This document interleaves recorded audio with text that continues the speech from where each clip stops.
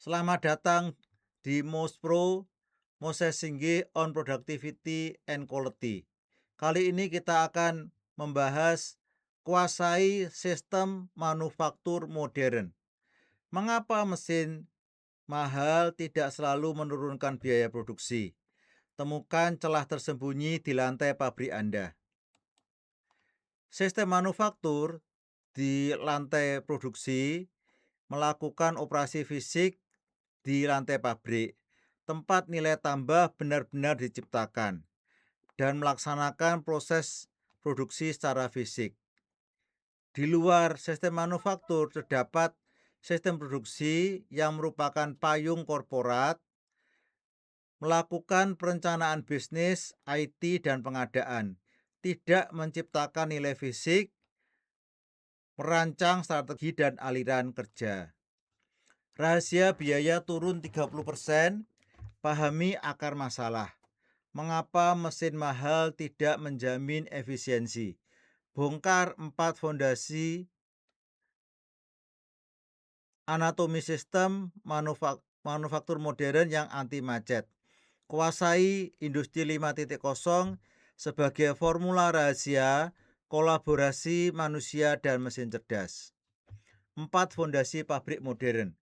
Pertama, mesin produksi, stasiun kerja, tempat material diproses.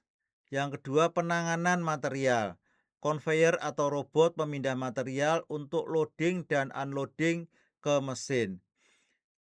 Kontrol komputer, otak digital yang mengatur arus informasi dan keselamatan. Tenaga kerja, manusia sebagai pengawas, perawat, dan pengambil keputusan. Ketidaksinkronan pada satu pilar akan memicu kebocoran profit seketika. Ya, awas starving dan blocking.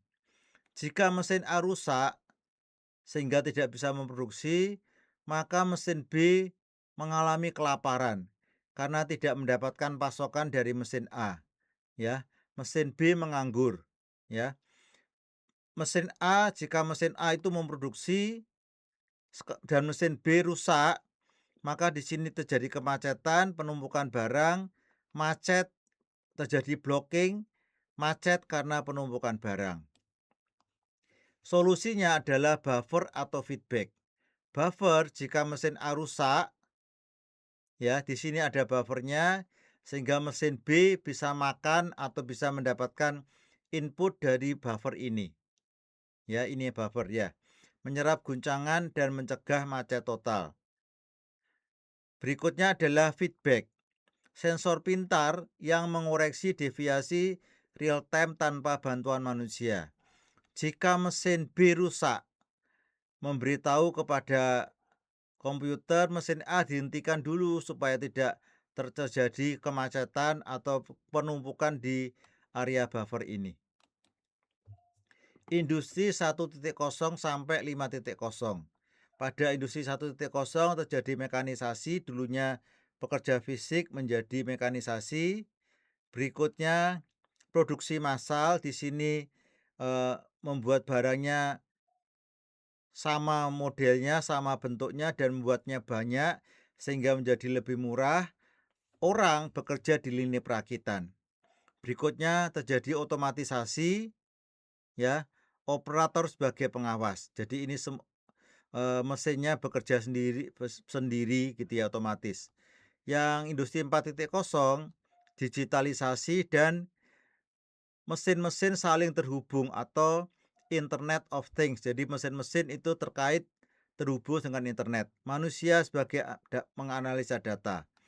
Yang berikutnya yang terakhir saat ini mulai tahun 2021 sampai nggak tahu sampai kapan, masih berlangsung terus, ada kolaborasi antara manusia dengan mesin.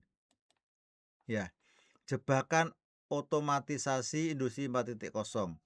Otomatisasi 100% sangat kaku dan biaya setup mahal. Kekurangan empati dan fleksibilitas kognitif manusia. Jadi manusia tidak dihargai. Rentan hancur saat menghadapi guncangan rantai pasok global, misalnya krisis atau pandemi. Meniadakan manusia sepenuhnya justru menghilangkan fleksibilitas pabrik. Sehingga timbullah industri 5.0 untuk melengkapi industri 4.0 dengan harmonisasi antara manusia dengan planet. Mengapa kita memerlukan industri 5.0? Industri 4.0 sangat sukses menciptakan pabrik cerdas yang sangat efisien dan otomatis. Namun adopsi teknologi digital yang kelewat masif mengesampingkan kesejahteraan sosial dan kelestarian lingkungan. Industri 5.0 hadir sebagai pelengkap membawa 3 pilar dasar, human centric, berpusat pada manusia, menempatkan keselamatan, kesejahteraan, dan pengembangan keahlian pekerja di atas segalanya. Teknologi dirancang untuk membantu memperluas potensi kerja manusia, bukan menghentikan manusia secara dingin seperti industri 4.0. Meminimalkan limbah atau zero waste, menghemat energi, mendorong sirkulasi ulang bahan mentah, ekonomi sirkular untuk menjaga kelestarian planet. Ya, yang ketiga adalah resilient, merancang sistem manufaktur yang fleksibel, modular, dan dapat dikonfigurasi ulang secara cepat agar pabrik tetap sanggup memproduksi kebutuhan esensial masyarakat di tengah disrupsi ekstrim global seperti pandemi, bencana geopolitik, atau krisis rantai pasok. Ini adalah penyederhanaan dari yang lalu. Pada dasarnya ada human centric, memperhatikan kesejahteraan dan pengembangan pekerja, sustainable, ekonomi sirkular, dan nol limbah, diharapkan begitu. Resilient, tangguh karena sistemnya fleksibel sehingga resilient tangguh terhadap goncangan-goncangan global. Ya. Ini gambar yang lain lagi tentang industri 5.0. Human centric, berpusat pada manusia, pekerja sebagai aset kreatif bukan mesin, resilient, tangguh, pabrik modular cepat beradaptasi terhadap krisis, sustainable, berkelanjutan, ekonomi sirkular yang menghormati batas bumi. Ya, paradigma pabrik kebal masa depan, gabungan dari ketiganya ini. Ya, Cobot, rekan kerja manusia, singkatan dari kolaboratif robot. Robot industri klasik 4.0 terkurung dalam pagar, ya, berbahaya bagi pekerja, buta dan kaku. Jadi robotnya bekerja sendiri, ya. Robot kolaboratif dengan manusia atau cobot bekerja berdampingan tanpa pagar, artinya manusia dan robot bekerja berdampingan. Mana yang unggul itu yang bekerja. Manusia unggul, maka manusia yang bekerja. Robot lebih unggul, maka robotnya yang bekerja. Sensor aman terhenti jika ada bahaya atau jika disentuh. Fleksibel dan mudah diprogram ulang. Robotnya seperti itu. Ya, tangguh dan bebas limbah. Desain adaptif modular, optimalisasi energi terbarukan IoT driven.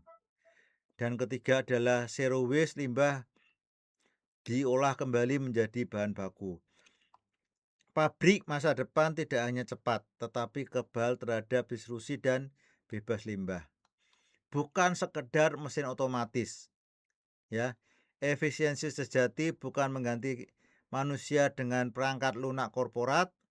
Efisiensi adalah mengharmoniskan kecerdasan dan fleksibilitas manusia dengan presisi mesin otomatis yang tersinkronisasi, artinya manusia dan mesin bekerja bersama-sama.